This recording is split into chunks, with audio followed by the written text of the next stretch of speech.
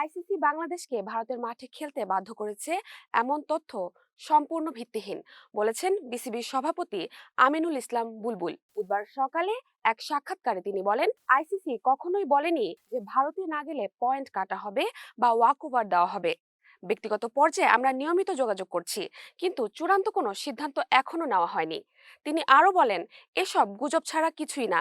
বুলবুল আরো জানিয়েছেন, আইসিসি প্রশ্ন করেছে আমরা কেন ভারতে যেতে চাইছি না। নিরাপত্তা নিয়ে আমাদের উদ্বেগের বিস্তারিত বিবরণ ইতিমধ্যেই পাঠানো হয়েছে। খুব শিগগিরই আমরা পুরো ব্যাখ্যা দেব এবং তার ভিত্তিতে আইসিসি সিদ্ধান্ত নেবে। সাম্প্রতিক সামাজিক যোগাযোগ মাধ্যম ক্রিক ইনফোর একটি প্রতিবেদনের কারণে ক্রিকেট ভক্তদের মধ্যে অযথা উত্তেজনা বিরাজ করছে। প্রতিবেদনে বলা হয়, ভারতেই খেলতে হবে, এছাড়া বিশ্বকাপে বাংলাদেশের অংশ নেওয়ার কোনো রকম সুযোগ নেই। তবে বিসিবি পরিষ্কার জানিয়েছে, এমন কোনো নির্দেশ বা আলটিমেটাম আসেনি। তাই চূড়ান্ত সিদ্ধান্ত না আসা পর্যন্ত কোনো বিভ্রান্তিকর খবরের প্রভাবে বিভ্রান্ত হওয়া যাবে না।